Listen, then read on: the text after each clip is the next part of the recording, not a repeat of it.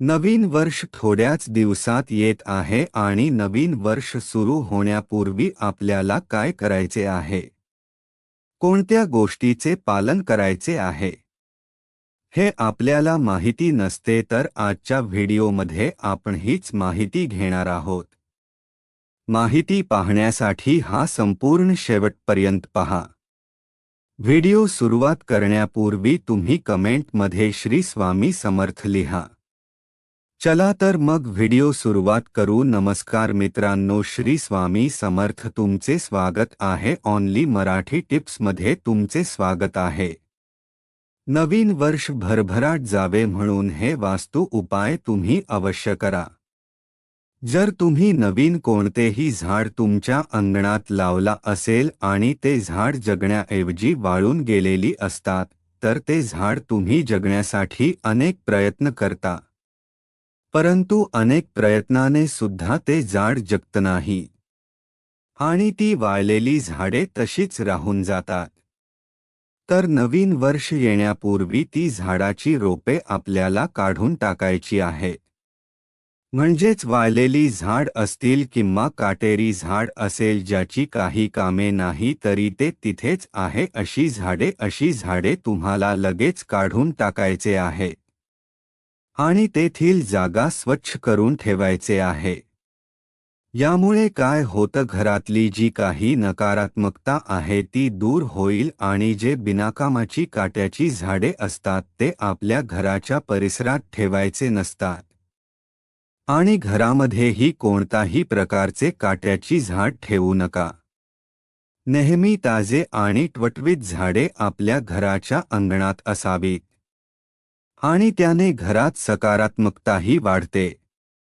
पुढची गोष्ट म्हणजे आपल्या घरात जी काही बंद पडलेली उपकरणे असतात, जी चालू सुद्धा होऊ शकत नाही.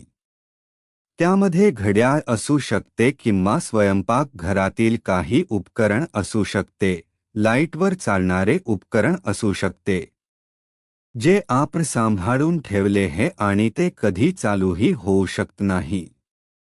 ती उपकरणे आपल्याला लवकरात लवकर घरातून हटवावी. नवीन वर्ष सुरू होण्याआधी त्या उपकरणांचे योग्य ती विल्हेवाट लावावी.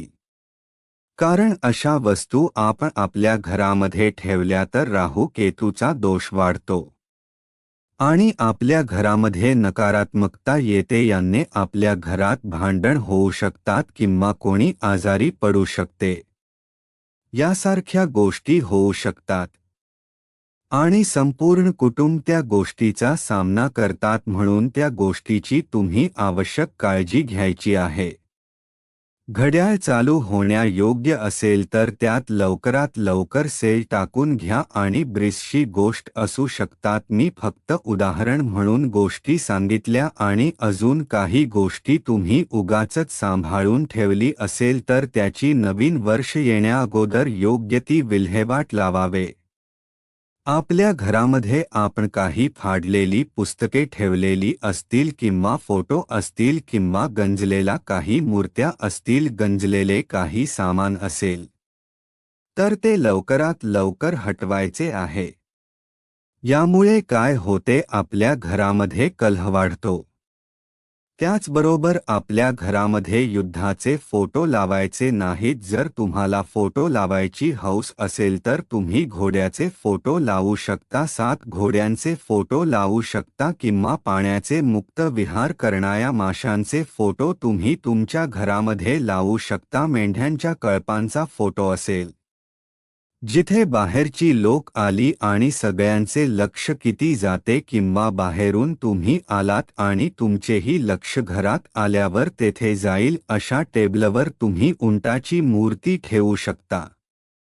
त्याचबरोबर गजलक्ष्मी म्हणजेच हत्तीची मूर्ती ठेवू शकता. त्याचबरोबर तुम्हाला स्फटिकाचे कासव सुद्धा ठेवता येईल. म्हणजेच अशा बॅचच्या शुभ गोष्टींची ॲडजस्टमेंट तिथे तुम्ही करू शकता. पण ज्या गोष्टी उपयोगात नाही त्या गोष्टी तुम्ही लवकरात लवकर हटवायचे आहे. तुटलेल्या फुटलेल्या काचेच्या वस्तू असतील. अनेक महिला सध्या काचेच्या भांडी खूप सांभाळतात, सध्या स्टीलच्या भांडी वापरत नाहीत. आपल्याला ज्या गोष्टीचा धोका आहे त्याच गोष्टीचा वापर स्वयंपाकात वापरणे हे सर्रासपणे चालू आहे.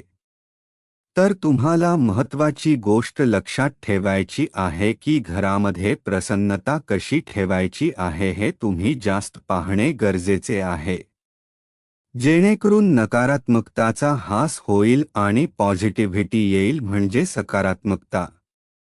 बघा, आता आपण नवीन वर्ष सुरू होण्याआधी या गोष्टी तुम्ही करू नका. नवीन वर्ष सुरू झाल्यावर कोणत्या चुका करू नये यावरही व्हिडिओ लवकरच येईल. आजचा व्हिडिओ कसा झाला आहे हे तुम्ही कमेंट करून कळवा आणि चॅनलला सबस्क्राईब करा. असेच नवनवीन व्हिडिओ तुमच्यापर्यंत येण्यासाठी व्हिडिओ आवडला असेल लाईक करा आणि आठवणीने श्री स्वामी समर्थ कमेंटमध्ये लिहावे. धन्यवाद.